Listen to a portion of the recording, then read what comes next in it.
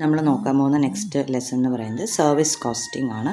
Service costing എന്ന് പറഞ്ഞാൽ actually definition നോക്കുകയാണെങ്കിൽ ഒരു പ്രത്യേക ഇപ്പോൾ യൂണിറ്റും ജോബും പോലെ അല്ലാതെ ഇവിടെ നമ്മൾ കൊടുക്കുന്ന കമ്പനി കൊടുക്കുന്ന പ്രോഡക്റ്റ് എന്ന് പറയുന്നത് ഒരു സർവീസ് ആയിരിക്കും. അത്രേ ഉള്ളൂ വ്യത്യാസം. അപ്പോൾ ഒരു ഇൻടാഞ്ചിബിൾ ആയിട്ടുള്ള ഒരു പ്രോഡക്റ്റാണ്, അതാണല്ലോ സർവീസ് എന്ന് പറയുന്നത്. അപ്പോൾ കൃത്യമായിട്ട് എന്താണ് പ്രോഡക്റ്റ് നമുക്ക് കാണാൻ പറ്റുന്നുണ്ടാവില്ല, ബട്ട് വി ആർ പ്രൊവൈഡിങ് ആ സർവീസ്. ഫോർ എക്സാമ്പിൾ ഇപ്പോൾ ഹോസ്പിറ്റൽസ് ആവാം, എഡ്യൂക്കേഷൻ ഇൻസ്റ്റിറ്റ്യൂഷൻസ് ആവാം, ടൂറിസം പോലത്തെ ഡിപ്പാർട്ട്മെൻറ്റ്സ് അല്ലെങ്കിൽ വർക്ക്സ് ആവാം. അങ്ങനത്തെ കാര്യങ്ങൾ, അങ്ങനത്തെ സ്ഥാപനങ്ങൾ കൊടുക്കുന്ന വർക്കിന് വേണ്ടിയിട്ടുള്ള കോസ്റ്റിംഗ് ആണ് സർവീസ് കോസ്റ്റിംഗ് എന്ന് പറയുന്നത്. ഇപ്പോൾ ഡെഫിനേഷൻ നോക്കിയാലും service costing refers to the cost of providing a service or a function. It is costing process അല്ലെങ്കിൽ procedure used for determining the cost per unit of the service render. പിന്നെ അതിന് നമ്മൾ എന്തും കൂടി പറയും, it's also known as operating costing എന്നും കൂടി പറയാറുണ്ട് സർവീസ് കോസ്റ്റിംഗിന്. ഇനി ഇതിൻ്റെ കുറച്ച് ക്യാരക്ടറിസ്റ്റിക്സ് നോക്കുകയാണെങ്കിൽ ഇറ്റ് ഈസ് ഇപ്പോൾ പറഞ്ഞ പോലെ തന്നെ use for service rendering concerns ആണ്. പിന്നെ ഇത് യൂണിറ്റ് കോസ്റ്റുമായിട്ട് ഡയറക്റ്റ്ലി റിലേറ്റഡ് ആണ്. കുറേയൊക്കെ യൂണിറ്റ് കോസ്റ്റ് പോലെയാണ് നമ്മളിവിടെ ട്രീറ്റ് ചെയ്യുന്നത്. ഇപ്പം എന്തെങ്കിലും ഒരു കോസ്റ്റുകൾ, അതിൻ്റെ രീതിയിലുള്ള കോസ്റ്റുകൾ നമ്മൾ ഡിവൈഡ് ചെയ്തിട്ട് ഏത് റിലേറ്റഡ് ആയിട്ടുള്ള കോസ്റ്റാണ് എന്ന് ഡിവൈഡ് ചെയ്ത് അവിടെ നമ്മൾ പ്രൈം കോസ്റ്റ്, ഫാക്ടറി കോസ്റ്റ് അങ്ങനെയൊക്കെയാണ് പറഞ്ഞതെങ്കിൽ ഇവിടെ അങ്ങനെയല്ല. ഇവിടെ on the base of variability ആണ് ഡിഫറൻഷ്യേറ്റ് ചെയ്യുക എന്നുള്ള വ്യത്യാസമുള്ളൂ. ബട്ട് അതർവൈസ് ലൈക്ക് ഹോമോജീനിയസ് ആയിട്ടുള്ള കോസ്റ്റാണ്, ഒരേപോലത്തെ സാധനങ്ങളാണ്. അങ്ങനെ കുറേ അധികം സിമിലാരിറ്റീസ് യൂണിറ്റ് കോസ്റ്റുമായിട്ടുണ്ട്. ഇനി ഇവിടെ ഡിസ്റ്റിങ്ഷൻ ബിറ്റ്വീൻ ഫിക്സഡും വേരിയബിൾ കോസ്റ്റും നമ്മൾ ചെയ്യുന്നുണ്ട്. ആക്ച്വലി മൂന്നായിട്ട് നമ്മൾ ഡിവൈഡ് ചെയ്യുന്നുണ്ട്: fixed cost, variable cost and semi variable cost. ഇത് മൂന്നും ഡിവൈഡ് ചെയ്തിട്ടാണ് നമ്മളിവിടെ ചെയ്യുന്നത്. പിന്നെ next point, proportion of fixed cost generally higher. ഇത്തരം സർവീസ് കോസ്റ്റിങ്ങിൽ മെയിനായിട്ടും വേരിയബിൾ കോസ്റ്റ് അല്ല, പകരം ഫിക്സഡ് കോസ്റ്റാണ് കൂടുതലായി നിൽക്കുന്നുണ്ടാവുക എപ്പോഴും. മറ്റേ യൂണിറ്റൊക്കെ നോക്കുമ്പോൾ നമുക്കറിയാം ഫിക്സഡ് കോസ്റ്റ് ഭയങ്കര കുറവായിരിക്കും, വേരിയബിൾ അല്ലെങ്കിൽ ഫാക്ടറി കോസ്റ്റ് ഭയങ്കര കൂടുതൽ. ഡയറക്റ്റ് മെറ്റീരിയൽ, പ്രൈം കോസ്റ്റ് ആണെങ്കിലും ഫാക്ടറി കോസ്റ്റ് ആണെങ്കിലും എല്ലാം വേരിയബിൾ ആണ്. പക്ഷെ ഇവിടെ സർവീസിലാവുമ്പോൾ എപ്പോഴും നമുക്ക് എന്താണ്, ഫിക്സഡ് കോസ്റ്റാണ് കൂടുതലായിട്ട് നിൽക്കുന്നുണ്ടാവുക. ഇനി cost units may be simple ആവാം, കോംപ്ലക്സ് ആവാം. ആക്ച്വലി കോസ്റ്റ് യൂണിറ്റ്സ് പറയുമ്പോൾ നെക്സ്റ്റ് സ്ലൈഡിലുണ്ട്. പക്ഷെ എന്നാലും ഇപ്പം കോസ്റ്റ് യൂണിറ്റ് പറയുമ്പോൾ ഇപ്പം per K G, per kilometre അങ്ങനെയൊക്കെ ഉള്ളതാണെങ്കിൽ നമ്മൾ സിമ്പിൾ കോസ്റ്റ് യൂണിറ്റ് എന്ന് പറയും. ഇനി അതല്ലാതെ ഇപ്പോൾ പെർ സ്ക്വയർ മീറ്റർ അല്ലെങ്കിൽ കിലോമീറ്റർ പെർ അല്ലെങ്കിൽ അങ്ങനെയല്ലാതെ ജസ്റ്റ് ഇപ്പോൾ 2 യൂണിറ്റുകൾ കമ്പൈൻ ചെയ്തിട്ടാണ് കിലോമീറ്റർ പെർ പാസഞ്ചർ അങ്ങനെയൊക്കെ പറഞ്ഞിട്ടാണ് നമ്മൾ വരണമെങ്കിൽ അതിന് നമ്മൾ കോംപ്ലക്സ് അല്ലെങ്കിൽ കോമ്പൗണ്ട് യൂണിറ്റ്, കോസ്റ്റ് യൂണിറ്റ് എന്ന് പറയും. ഇപ്പോൾ 2 രീതിയിലും സർവീസിൽ ഉണ്ടാവാം. ഇപ്പോൾ പെർ ഡേ വേജ് അല്ലെങ്കിൽ per day charge per bed ഹോസ്പിറ്റലിൽ അങ്ങനെ ഉണ്ടാവാം. ഇപ്പോൾ ബെഡിൻ്റെ ടോട്ടലായിട്ടുള്ള ഒരു മാസത്തെ എമൗണ്ട് അല്ല, അല്ലെങ്കിൽ ടോട്ടലായിട്ടുള്ള ബെഡുകളുടെ ഒരു റെൻറ്റും അല്ല, ഒരു ദിവസത്തെ ഒരു ബെഡിൻ്റെ റെൻറ്റ്. അപ്പോൾ പെർ പേഷ്യൻറ്റും അവിടെ കൺസിഡർ ചെയ്യണം, പെർ ഡേ എന്നതും അവിടെ കൺസിഡർ ചെയ്യണം. അങ്ങനെയുള്ള 2 കോസ്റ്റ് യൂണിറ്റുകൾ, സിമ്പിൾ യൂണിറ്റുകൾ ചേരുന്നതാണ് കോംപ്ലക്സ് യൂണിറ്റ് എന്ന് പറയുന്നത്. കുറച്ച് എക്സാമ്പിൾസ് അടുത്ത് നമ്മൾ പറയുന്നുണ്ട്. എന്നാലും അതും എന്തിൻ്റെ ക്യാരക്ടറിസ്റ്റിക്സ് ആണ്, സർവീസ് കോസ്റ്റിങ്ങിൽ വരുന്നതാണ്. ഇനി യൂണിഫോമിറ്റി ഇൻ സർവീസ് റെൻഡർ നമ്മൾ പറഞ്ഞു, അത് യൂണിറ്റ് കോസ്റ്റുമായിട്ട് റിസംബിൾ ചെയ്യുന്ന ഒരു പോയിന്റ് ഇവിടെയുണ്ട്. യൂണിറ്റ് കോസ്റ്റ് നമ്മൾ ഒരേപോലത്തെ പ്രോഡക്റ്റുകളാണ് കൊടുക്കുക, അതുപോലെ തന്നെ ഇവിടെ ഒരേപോലത്തെ സർവീസാണ് പ്രൊവൈഡ് ചെയ്യുക. ബട്ട് ഇവിടെ സർവീസ് ആണ് എന്ന വ്യത്യാസം മാത്രമേ ഉള്ളൂ, പ്രോഡക്റ്റ് അല്ല. ഇനി service cost sheet is prepared for cost assignment. അപ്പം മുന്നേ നമ്മൾ നോക്കിയെടുത്തെല്ലാം സാധാരണ കോസ്റ്റ് ഷീറ്റ് പ്രിപ്പറേഷൻ എന്ന് മാത്രമേ ഉള്ളൂ. പക്ഷെ സർവീസ് കോസ്റ്റിങ്ങിലാവുമ്പോൾ സർവീസ് കോസ്റ്റ് ഷീറ്റാണ് നമ്മൾ പ്രിപ്പയർ ചെയ്യുക. ആ ഒരു ഡിഫറൻഷ്യേറ്റ് ചെയ്തിട്ട് തന്നെ സർവീസ് കോസ്റ്റ് ഷീറ്റ് നമ്മൾ പറയേണ്ടതായിട്ടുണ്ട്. ഇനി നമ്മുടെ ഒബ്ജക്റ്റീവ്സ് ആണ്, എന്തിനാണ് നമ്മൾ ഇത് പ്രിപ്പയർ ചെയ്യണം. നമുക്കറിയാം ജനറലി വരുന്ന ഒബ്ജക്റ്റീവ്സ് തന്നെയാണ്. അസർട്ടൈനിങ് കോസ്റ്റ് ഓഫ് സർവീസ് എന്താണെന്ന് കണ്ടുപിടിക്കാൻ വേണ്ടിയിട്ടാണ്. പിന്നെ കോസ്റ്റ് ഇൻഫർമേഷൻ പ്രൊവൈഡ് ചെയ്യാൻ വേണ്ടിയിട്ടാണ്, സോ ദാറ്റ് കറക്റ്റായിട്ട് പ്രൈസ് ഫിക്സ് ചെയ്യാൻ നമ്മളെ ഹെൽപ്പ് ചെയ്യും. പിന്നെ മാനേജ്മെൻറ്റിന് ഡിസിഷൻ എടുക്കാൻ, ഇപ്പോൾ എവിടെയെങ്കിലും ഈ കോസ്റ്റ് എന്തെങ്കിലും കുറയ്ക്കാനോ കൂട്ടാനോ ഉണ്ടെങ്കിൽ, സേവ് ചെയ്യാൻ പറ്റുമെങ്കിൽ അതിന് മാനേജ്മെൻറ്റിന് ഡിസിഷൻ എടുക്കാൻ പറ്റും, കൺട്രോൾ ചെയ്യാൻ പറ്റും കോസ്റ്റ്. പിന്നെ എലിമിനേറ്റ് വേസ്റ്റ്, ഇപ്പോൾ വേസ്റ്റേജ് ആയിട്ടുള്ള ആക്ടിവിറ്റീസ് ഉണ്ടെങ്കിൽ അത് നമുക്ക് എലിമിനേറ്റ് ചെയ്യാം. പിന്നെ എഫിഷ്യൻസി മെഷർ ചെയ്യാനും യൂസ് ചെയ്യും. ഇനി നമ്മൾ നേരത്തെ പറഞ്ഞ സാധനമാണ് സിമ്പിൾ കോസ്റ്റ് യൂണിറ്റും കോമ്പൗണ്ട് കോസ്റ്റ് യൂണിറ്റും, രണ്ടും ഉണ്ടാവും നമുക്ക്. ഇപ്പോൾ സിമ്പിൾ കോസ്റ്റ് യൂണിറ്റിൻ്റെ കുറച്ച് എക്സാമ്പിൾസ് ആണ്. പെർ സ്റ്റുഡൻറ്റ്, ഇപ്പോൾ എഡ്യൂക്കേഷൻ ഇൻസ്റ്റിറ്റ്യൂഷൻസ് ആണെങ്കിൽ പെർ സ്റ്റുഡൻറ്റ്. ഇനി ട്രാവൽ റിലേറ്റഡ് ആണെങ്കിൽ per kilometre, warehousing related ആണെങ്കിൽ per ton or per quintal, transportation related ആണെങ്കിൽ പെർ പാസഞ്ചർ വരാം. പിന്നെ ഹോസ്പിറ്റൽ റിലേറ്റഡ് ആണെങ്കിൽ പെർ ബെഡ് ആയിട്ട് നമ്മൾ കൂട്ടുക. പിന്നെ ഹോട്ടൽ ഇൻഡസ്ട്രി റിലേറ്റഡ് ആണെങ്കിൽ per cup or per plate ആയിട്ട് എടുക്കും. ഇനി കോമ്പൗണ്ട് കോസ്റ്റ് യൂണിറ്റ് പറയുമ്പോൾ ഇതിൻ്റെ ഈ പറഞ്ഞ സിമ്പിൾ കോസ്റ്റ് യൂണിറ്റ്സ് ഒന്നിൽ കൂടുതൽ മിക്സ് ആയിട്ടാണ് എടുക്കണമെങ്കിൽ അതിനെ നമ്മൾ കോമ്പൗണ്ട് കോസ്റ്റ് യൂണിറ്റ് ആയിട്ട് പറയും. ലൈക്ക് പെർ പാസഞ്ചർ കിലോമീറ്റർ എടുക്കുന്നുണ്ടെങ്കിൽ, അല്ലെങ്കിൽ പെർ ബെഡ് പെർ ഡേ എടുക്കുന്നുണ്ടെങ്കിൽ, പെർ റൂം പെർ ഡേ എടുക്കുന്നുണ്ടെങ്കിൽ, per seat per show theatre related ആണെങ്കിൽ, തിയേറ്റർ പോലത്തെ സ്ഥാപനങ്ങളാണെങ്കിൽ പെർ സീറ്റ് പെർ ഷോ ആയിട്ടാണ് എടുക്കണമെങ്കിൽ അതിന് നമ്മൾ കോമ്പൗണ്ട് കോസ്റ്റ് യൂണിറ്റ് ആയിട്ട് പറയും. ഇനി അടുത്ത ഇതിലെ തന്നെ ഒരു ഇമ്പോർട്ടൻ്റ് ആയിട്ടുള്ള ഒരു പ്രിപ്പറേഷൻ കോസ്റ്റ്, ഒരു ഏരിയ നമുക്കാകെ ഒരു സാധനം പഠിക്കാനായിട്ട് പറഞ്ഞിട്ടുള്ളൂ, അത് ട്രാൻസ്പോർട്ട് കോസ്റ്റിംഗ് ആണ്. ഇപ്പോൾ education, industry related service costing ഉണ്ട്, ഹോസ്പിറ്റൽ ഉണ്ട്, ഹോട്ടലുണ്ട്. ബട്ട് നമുക്ക് ഏറ്റവും കൂടുതൽ ശരിക്കും ബാക്കിയെല്ലാം നോട്ട് ഫോർ പ്രോഫിറ്റിൽ വരുന്ന ടൈപ്പായിട്ട് വരും. ഇപ്പോൾ എഡ്യൂക്കേഷൻ, ഹോസ്പിറ്റലൊക്കെ എടുക്കുകയാണെങ്കിൽ നമുക്ക് ഇപ്പോൾ പഠിക്കാനുള്ളതാകെ ട്രാൻസ്പോർട്ട് റിലേറ്റഡ് കോസ്റ്റിംഗ് മാത്രമാണ്, ട്രാൻസ്പോർട്ട് കോസ്റ്റിംഗ് മാത്രമാണ്. അപ്പോൾ അതിൽ എന്താണ് നമുക്കറിയാം, മെയിനായിട്ടും ട്രാൻസ്പോർട്ടേഷൻ അണ്ടർടേക്കിങ്സ് ആണെങ്കിൽ യൂസ് ചെയ്യുന്ന കോസ്റ്റിംഗ് ആണ്. ഇനി ഇതിൻ്റെ പ്രൊസീജിയർ എങ്ങനെയാണെന്ന് വെച്ചാൽ, ഫസ്റ്റ് ആദ്യം നമ്മൾ എല്ലാ കോസ്റ്റ്, എന്തൊക്കെ കോസ്റ്റ് ഉണ്ടായിട്ടുണ്ട് അതെല്ലാം നോട്ട് ഡൗൺ ചെയ്ത് വെക്കും. അതാണ് first step, collection of cost. സെക്കൻഡായിട്ട് നമ്മൾ ഈ കോസ്റ്റിന് കളക്ട് ചെയ്തിട്ടുള്ള ഉണ്ടായിട്ടുള്ള എല്ലാ കോസ്റ്റും നമ്മൾ 3 ഡിവൈഡ് ചെയ്യുന്നുണ്ട്. ക്ലാസിഫിക്കേഷൻ ഓഫ് കോസ്റ്റ് എന്ന സ്റ്റെപ്പിൽ ഫിക്സഡ് കോസ്റ്റ് ആയിട്ടും വേരിയബിൾ കോസ്റ്റ് ആയിട്ടും സെമി വേരിയബിൾ കോസ്റ്റ് ആയിട്ടും. ഇതിൻ്റെ ഡിഫറൻസ് എന്താണെന്ന് നമുക്കറിയാം. ഫിക്സഡ് കോസ്റ്റ് എന്ന് പറയുമ്പോൾ ട്രാൻസ്പോർട്ടേഷൻ പ്രൊവൈഡ് ചെയ്താലും ഇല്ലെങ്കിലും നമുക്ക് വരുന്ന കോസ്റ്റുകളെയാണ് നമ്മൾ ഫിക്സഡ് കോസ്റ്റ് ആയിട്ട് പറയാം. ഫോർ എക്സാമ്പിൾ, പെർമനൻ്റ് ആയിട്ടൊരു മാനേജർ ഉണ്ടെങ്കിൽ അവരുടെ സാലറി, പെർമനൻ്റ് ആയിട്ടൊരു ഡ്രൈവർ നമ്മൾ അപ്പോയിൻറ്റ് ചെയ്തിട്ടുണ്ടെങ്കിൽ അവരുടെ സാലറി, ഡെപ്രിസിയേഷൻ വരുന്നുണ്ടെങ്കിൽ അത്, അതുപോലെ ഇൻഷുറൻസ്, വണ്ടിയുടെ ഇൻഷുറൻസ്, അതുപോലെ ടാക്സ്, ഇത്തരം സാധനങ്ങൾ ഇനി കച്ചവടം നടന്നാലും ഇല്ലെങ്കിലും നമ്മൾ പേ ചെയ്യേണ്ടതായിട്ട് വരും. അതിനെയാണ് നമ്മൾ ഫിക്സഡ് സാലറി ആയിട്ട് പറയാം. ഇനി വേരിയബിൾ കോസ്റ്റ് എന്ന് പറയുന്നത് എന്താണ്? നമ്മൾ എത്ര ചാർജ്, എത്ര എക്സ്പെൻസ് അല്ലെങ്കിൽ എത്ര നമ്മൾ യൂസ് ചെയ്യുന്നോ, എത്ര ട്രാൻസ്പോർട്ടേഷൻ കൊടുക്കുന്നോ അതിനനുസരിച്ച് മാത്രമാണ് എക്സ്പെൻസ് വരണമെങ്കിൽ അതിനെയാണ് നമ്മൾ വേരിയബിൾ കോസ്റ്റ് എന്ന് പറയാം.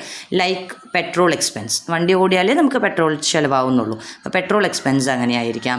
ഇനി എക്സ്ട്രാ റെൻഡർ ചെയ്തിട്ടുള്ള പേഴ്സൺസ്, ലൈക്ക് ഇപ്പോൾ ഒരു ഹെൽപ്പർ ആവാം, ഒരു ക്ലീനർ ആവാം, അവരൊക്കെ കച്ചവടം വരുമ്പോൾ മാത്രമേ നമ്മൾ ഉപയോഗിക്കുന്നുള്ളെങ്കിൽ അവരെ നമുക്ക് അത്തരം കേസുകളിൽ നമുക്ക് അവർ വേരിയബിൾ കോസ്റ്റായിട്ട് പറയാം. പിന്നെ ടോൾ ക്രോസ് ചെയ്യുമ്പോൾ നമ്മൾ കൊടുക്കുന്ന ചാർജസ്, അത് നമ്മൾ വണ്ടി ഓടിച്ചാലല്ലേ കൊടുക്കുള്ളൂ. അങ്ങനെയുള്ള കോസ്റ്റുകൾ നമ്മൾ വേരിയബിൾ കോസ്റ്റായിട്ട് പറയും. ഇനി സെമി വേരിയബിൾ ആയിട്ടും ചില കോസ്റ്റുകളുണ്ട്, ലൈക്ക് റിപ്പയർ ആൻഡ് മെയിൻ്റനൻസ്. ഇപ്പോൾ എല്ലാ മാസവും നമ്മൾ എന്ത് ചെയ്യുന്നുണ്ടാവും, ചിലപ്പോൾ സർവീസ് ചെയ്യുന്നുണ്ടാവും നമ്മളെ വണ്ടികൾ, അത് ഫിക്സഡ് ആണ്. ഇനി എക്സ്ട്രാ എന്തെങ്കിലും കേടുപാട് സംഭവിച്ചിട്ടുണ്ടെങ്കിൽ മാത്രമാണ് എക്സ്ട്രാ ചാർജ് വരുന്നുള്ളൂ. അങ്ങനെയാണെങ്കിൽ part of the expense fixed ആണ്. റിപ്പയർ ആൻഡ് മെയിൻ്റനൻസിൽ റെഗുലർ മെയിൻ്റനൻസ് എക്സ്പെൻസ് ഉണ്ടാവും. പിന്നെ അതല്ലാതെ എക്സ്ട്രാ ഇപ്പോൾ ടയർ മാറ്റണം, അല്ലെങ്കിൽ വണ്ടിക്ക് എന്തെങ്കിലും കേടുപാട് പറ്റിയിട്ടുണ്ട്, ഓയിൽ ചേഞ്ച് ചെയ്യണം, ഓയിൽ ചേഞ്ചൊക്കെ ഏറെക്കുറെ ഫിക്സഡ് ആയിട്ട് നമുക്ക് പറയാം. അതല്ലാതെ ഇപ്പോൾ കുറേ ഓടിയത് കൊണ്ട് മാത്രം വന്ന കുറച്ച് എക്സ്പെൻസുകളാണെങ്കിൽ അത് വേരിയബിൾ ആയിരിക്കും, എല്ലാ മാസവും ഉണ്ടാവില്ല. അങ്ങനെയുള്ള അതിനെ കൺബൈൻ ചെയ്തിട്ടാണെങ്കിൽ നമ്മൾ റിപ്പയർ ആൻഡ് മെയിൻ്റെനൻസ് പോലത്തെ സാധനങ്ങൾ ചിലപ്പോഴൊക്കെ നമ്മൾ സെമി വേരിയബിൾ കോസ്റ്റായിട്ട് പറയാറുണ്ട്. അപ്പോൾ ഈ ക്ലാസിഫൈ ചെയ്യുക എന്നതാണ് സെക്കൻഡ് സ്റ്റെപ്പ്. ഇനി third, selection of appropriate cost unit. ഇപ്പം നമ്മൾ കണ്ടുപിടിച്ചു, ഓക്കെ ഇത്രയാണ് ചാർജ് എന്ന് നമ്മൾ കണ്ടുപിടിച്ചു. ഇനി നമ്മളത് കിലോമീറ്ററുമായിട്ട് ഇൻഡ്യൂസ് ചെയ്യണോ, പെർ ടണ്ണുമായിട്ട് ഇൻഡ്യൂസ് ചെയ്യണോ, അത് ഫിക്സ് ചെയ്യലാണ് cost unit, appropriate cost unit കണ്ടുപിടിക്കുക എന്നത്. അപ്പോഴാണല്ലോ നമുക്ക് ടോട്ടൽ കോസ്റ്റ് കിട്ടുള്ളൂ. അതാണ് നമ്മുടെ ഫോർത്ത് സ്റ്റെപ്പ്. ഇനി last preparation of cost sheet. നമ്മുടെ കോസ്റ്റ് ഷീറ്റ് പ്രിപ്പയർ ചെയ്യുക എന്നുള്ളതാണ് നമ്മുടെ ഫൈനൽ സ്റ്റെപ്പ്. ഇനി എങ്ങനെയാണ് ഒരു കോസ്റ്റ് ഷീറ്റ് ഉണ്ടാവുക എന്ന് ചോദിച്ചാൽ, അത് ഇങ്ങനെയാണ് ഒരു കോസ്റ്റ് ഷീറ്റ് ഉണ്ടാവുക. ഇവിടെ നമ്മൾ നോക്കിയാൽ അറിയാം നമുക്ക് എന്തൊക്കെയായിട്ടാണ് ഡിവൈഡ് ചെയ്തിരിക്കുന്നത്. ഫസ്റ്റ് ഫിക്സഡ് കോസ്റ്റാണ് നമ്മൾ എടുക്കുക. അങ്ങനെ ഒരു ഹെഡിങ് എഴുതിയിട്ട് തന്നെ നമ്മുടെ ഫിക്സഡ് ആയിട്ട് വരുന്ന എല്ലാ കോസ്റ്റുകളും, അതിൽ depreciation, insurance, garage charge, licence rent, fee, അങ്ങനെയൊക്കെ സാധനങ്ങളുണ്ടാവും. ഇനി അതിൻ്റെ ടോട്ടൽ എല്ലാം കൂടി നമ്മൾ ടോട്ടൽ ചെയ്ത് വെക്കും. അടുത്തതായിട്ട് നമ്മൾ സെമി വേരിയബിൾ കോസ്റ്റിലോട്ട് കിടക്കും. സെമി വേരിയബിളിൽ നിന്ന് മിക്കവാറും നമ്മൾക്ക് ക്വസ്റ്റ്യനിൽ തന്നിട്ടുണ്ടാവും. ഇനി തന്നിട്ടില്ല, നമുക്ക് 2 പാർട്ടായിട്ട് അതിൽ ചിലപ്പോൾ എക്സ്പെൻസ് എന്നുണ്ടാവും, അതിൽ 2 പാർട്ടായിട്ടുണ്ടാവും. ഇതിൽ ഇത്ര ഫിക്സഡും ഇത്ര സെമിയും വേരിയബിളും ആണെന്ന് പറഞ്ഞിട്ടുണ്ടാവും. അപ്പോൾ നമ്മൾ മനസ്സിലാക്കേണ്ടത് സെമി വേരിയബിൾ ആണെന്നാണ്. ഓക്കെ, അങ്ങനെയുള്ള കോസ്റ്റുകൾ നമ്മൾ എഴുതിയിട്ട് അതിൻ്റെ ടോട്ടൽ കണ്ടുപിടിക്കും.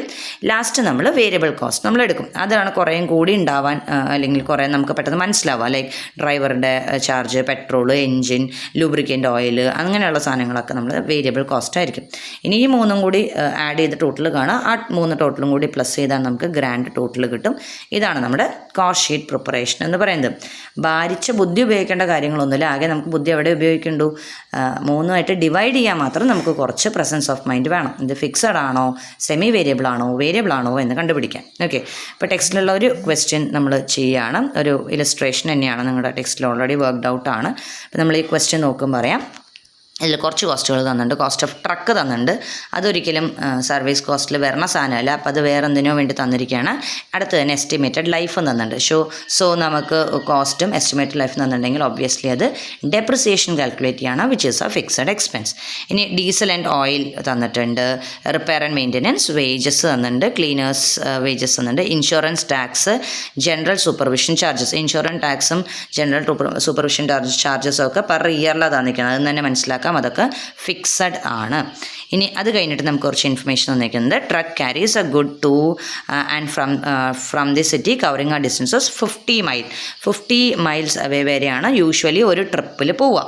ഓൺ ഔട്ട്വേർഡ് ട്രിപ്പ് ഫ്രൈറ്റ് ആണെങ്കിൽ is available to an extent of full capacity and return 20% capacity. അപ്പോൾ പോകുമ്പോൾ നമ്മൾ ഫുൾ കപ്പാസിറ്റി അതിൽ നമ്മൾ പോവും. മിക്കവാറും എത്രയാണ് ഫുൾ കപ്പാസിറ്റി? 5 ടണ്ണാണ് മുകളിൽ ക്വസ്റ്റിനിൽ തന്നിട്ടുണ്ട്. ഫുൾ കപ്പാസിറ്റിയിൽ നമ്മൾ പോവും. റിട്ടേൺ വരുമ്പോൾ 20% ഓഫ് ദി കപ്പാസിറ്റി എന്ന് വെച്ചാൽ 1 ടൺ ആയിരിക്കും നമ്മുടെ റിട്ടേൺ എപ്പോഴും എടുക്കുക. ഇനി assuming that the truck runs over 25 days, ഒരു മന്തിൽ 25 ഡേയ്സ് ആണ് ഓടുന്നത് എന്ന് നമ്മുടെ അടുത്ത് അസ്യൂം ചെയ്യാൻ പറഞ്ഞിട്ടുണ്ട്. 30 ഡേയ്സ് എടുക്കേണ്ട, 25 ആണ് എന്ന് അസ്യൂം ചെയ്യാൻ പറഞ്ഞിട്ടുണ്ട്. അതിൻ്റെ ബേസിസിൽ കണക്കാക്കാനാണ് പറഞ്ഞിരിക്കുന്നത്. ഇനി എന്തൊക്കെയാണ് കണ്ടുപിടിക്കാൻ പറഞ്ഞിരിക്കുന്നത്? Service cost per ton. ഇപ്പോൾ നമ്മൾ മൊത്തം ടോട്ടൽ എടുത്തു കഴിഞ്ഞാൽ നമുക്ക് കിട്ടാൻ പോകുന്നതും അത് തന്നെയാണ്, സർവീസ് കോസ്റ്റാണ്. അത് പെർ ടൺ കാൽക്കുലേറ്റ് ചെയ്യാൻ പറഞ്ഞിട്ടുണ്ട്. ഇനി ബി പാർട്ട് പറഞ്ഞിരിക്കുന്നത് റേറ്റ് പെർ ടൺ പെർ യൂണിറ്റിൽ എത്രയായിരിക്കും, if 50% ആണ് പ്രോഫിറ്റ് എങ്കിൽ എത്രയാണെന്ന് കണ്ടുപിടിക്കാൻ പറഞ്ഞിട്ടുണ്ട്. അപ്പോൾ നമ്മുടെ സൊല്യൂഷൻ എങ്ങനെയാണ്? ആദ്യം നമ്മൾ സ്റ്റാൻഡിങ് ചാർജസ് എടുക്കുന്നുണ്ട്, ലൈക്ക് ഫിക്സഡ്, അതിനാണ് സ്റ്റാൻഡിങ് എന്ന് പറയാം. ഡ്രൈവർ വേജസ് ഉണ്ട്, ക്ലീനർ വേജസ് ഉണ്ട്, അതൊക്കെ പെർ മന്ത് തന്നെയാണ് ഡയറക്റ്റ്ലി എടുക്കാം.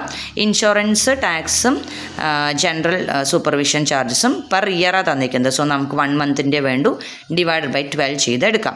ഇതെല്ലാം കൂടി ചെയ്യുമ്പോൾ നമുക്ക് ടോട്ടൽ സ്റ്റാൻഡിങ് എക്സ്പെൻസ് നോക്കിയാൽ 1750 കിട്ടും. ഈ നമ്മുടെ പെർ ടൺ മൈൽ എത്രയാണെന്നും കൂടി ഇവിടെ കണ്ടുപിടിച്ചിട്ടുണ്ട്. എന്താണ് ഈ പെർ ടൺ മൈൽ എന്ന് ചോദിച്ചാൽ ആക്ച്വലി ഉദ്ദേശിക്കുന്നത് ഒരു പെർ ടൺ മൈൽ, ഒരു യൂണിറ്റ് എത്ര വരുന്നുണ്ട് എന്നതാണ് അവിടെ പറഞ്ഞിരിക്കുന്നത്.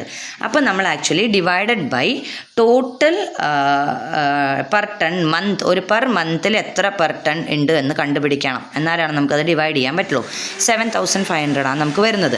ഇനി അതെങ്ങനെ കിട്ടിയെന്ന് ചോദിച്ചാൽ ആക്ച്വലി 50 മൈൽ ട്രാവൽ ചെയ്യുമെന്ന് പറഞ്ഞിട്ടുണ്ട്, 5 ടൺ നമ്മൾ എടുക്കും എന്ന് പറഞ്ഞിട്ടുണ്ട് ഫുൾ കപ്പാസിറ്റിയിൽ 25 ദിവസത്തേക്കും. അത് ഫുള്ളായിട്ട് നമുക്ക് ഔട്ട്വേർഡ് ഫ്രൈറ്റിൽ വരും. അപ്പോൾ നോക്കിയാൽ അറിയാം. അപ്പോൾ ജസ്റ്റ് നമ്മൾ കാൽക്കുലേറ്റ് ചെയ്യുവാണെങ്കിൽ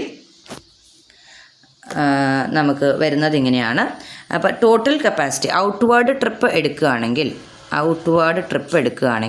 നമുക്ക് എങ്ങനെ വരുന്നുണ്ട്? 50 ആണ് നമ്മുടെ മൈൽ കപ്പാസിറ്റി. അതിൽ അല്ലെങ്കിൽ മൈൽ എടുക്കുന്നത്, അതിൽ 5 ടൺ എടുക്കും എന്ന് പറഞ്ഞിട്ടുണ്ട്. അതിലും എന്ത് പറഞ്ഞിട്ടുണ്ട്? 25 ഡേയ്സ് ആണെന്ന് പറഞ്ഞിട്ടുണ്ട്. അപ്പോൾ ഔട്ട്വേർഡ് കപ്പാസിറ്റി എന്ന് പറയുന്നത് നമുക്ക് 6250. ഇനി റിട്ടേണിൻ്റെ കാര്യം കൂടി നമ്മളോട് പറഞ്ഞിട്ടുണ്ട്. റിട്ടേൺ 20% കപ്പാസിറ്റിയിൽ എടുക്കും എന്ന് പറഞ്ഞിട്ടുണ്ട്. അപ്പോൾ വ്യത്യാസമില്ല, 50 മൈൽ തന്നെയാണ്. കപ്പാസിറ്റി പക്ഷേ എങ്ങനെയാണ്? 5 ടൺ എടുക്കില്ല, അതിൻ്റെ 20% എടുക്കുന്നത് വെച്ചാൽ 1 ടണ്ണേ വരുള്ളൂ അല്ലേ? 5 ടൺ എൻ്റെ 20% ഇൻറ്റു 20/100 എടുത്താൽ നമുക്ക് 1 ടണ്ണേ വരുള്ളൂ ഇൻറ്റു 25 ഡേയ്സ്. അപ്പോൾ അതെടുക്കുവാണെങ്കിൽ നമുക്ക് 1250 ആണ് എന്ത് വരിക? റിട്ടേണിൽ നമുക്ക് എടുക്കാൻ പോകുന്ന ടൺ മൈൽ പെർ മന്ത് എന്ന് പറയുന്നത്. സോ രണ്ടും കൂടി ആഡ് ചെയ്യുകയാണെങ്കിൽ ഔട്ട്വേർഡും ഇൻവേർഡും നോക്കുകയാണെങ്കിൽ 6250 പ്ലസ് 1250 എടുക്കുകയാണെങ്കിൽ ഒരു മാസം മൊത്തം ഈ ട്രക്ക് 25 ദിവസത്തേക്ക് 7500 മൈൽ ടൺ പെർ മന്ത് എടുക്കുന്നുണ്ട് എന്ന് നമുക്ക് മനസ്സിലാക്കാം. അതാണ് ഈ 7500 എന്ന് പറയുന്നത്. ഇനി അതുകൊണ്ടാണ് നമ്മൾ സ്റ്റാൻഡിങ് ചാർജ് ഡിവൈഡ് ചെയ്യുമ്പോൾ പെർ മന്തിൻ്റെ സ്റ്റാൻഡിങ് ചാർജ് ഫിക്സഡ് ചാർജ് 0.233 വരുന്നുണ്ട്. ഇനി വേരിയബിൾ ചാർജസ് നമുക്ക് ഡീസൽ ആൻഡ് ഓയിൽ വരുന്നുണ്ട്. അതുപോലെ ഡെപ്രിസിയേഷൻ പെർ ഇയർ ആണ് നമുക്ക് 90,000/10 ചെയ്താൽ കിട്ടുക. പെർ മന്ത് 750 വരും. പിന്നെ റിപ്പയർ ആൻഡ് മെയിൻ്റനൻസ് 500 പെർ ഇയറിന് തന്നിട്ടുണ്ട്. പെർ മന്ത് തന്നെ തന്നിട്ടുണ്ട്. അതും കൂടി എടുക്കുമ്പോൾ ടോട്ടൽ വേരിയബിൾ ചാർജസ് വരും. ഇനി അതിൻ്റെയും പെർ ടൺ കൂട്ടുകയാണെങ്കിൽ ഡിവൈഡഡ് ബൈ 7500 ചെയ്താൽ 0.267. അപ്പോൾ ടോട്ടൽ കോസ്റ്റ് എന്ന് പറയും. ഇതിപ്പോൾ നമ്മൾ 2 സ്ഥലത്ത് ഡിവൈഡഡ് ബൈ 7500 ചെയ്തില്ലെങ്കിലും ഒന്നിച്ച് ടോട്ടൽ കോസ്റ്റ് കണ്ടുപിടിച്ച് ഡിവൈഡ് ചെയ്താലും മതി. ഓക്കെ, അപ്പോൾ എന്താണെങ്കിലും പെർ യൂണിറ്റ് എന്ന് പറയുന്നത് 0.50 അതാണ് നമ്മുടെ പെർ യൂണിറ്റ് കോസ്റ്റായിട്ട് വരുന്നത്. ഓക്കെ, അപ്പോൾ ഇങ്ങനെയാണ് നമ്മുടെ പെർ യൂണിറ്റ് കോസ്റ്റ് കാൽക്കുലേഷൻ. ഇതാണ് നമ്മുടെ സർവീസ് കോസ്റ്റ് ഷീറ്റ് പ്രിപ്പറേഷൻ. അപ്പോൾ ഇത്രയേ ഉള്ളൂ സർവീസ് കോസ്റ്റ് ഷീറ്റ് എന്ന് പറയുന്നത്.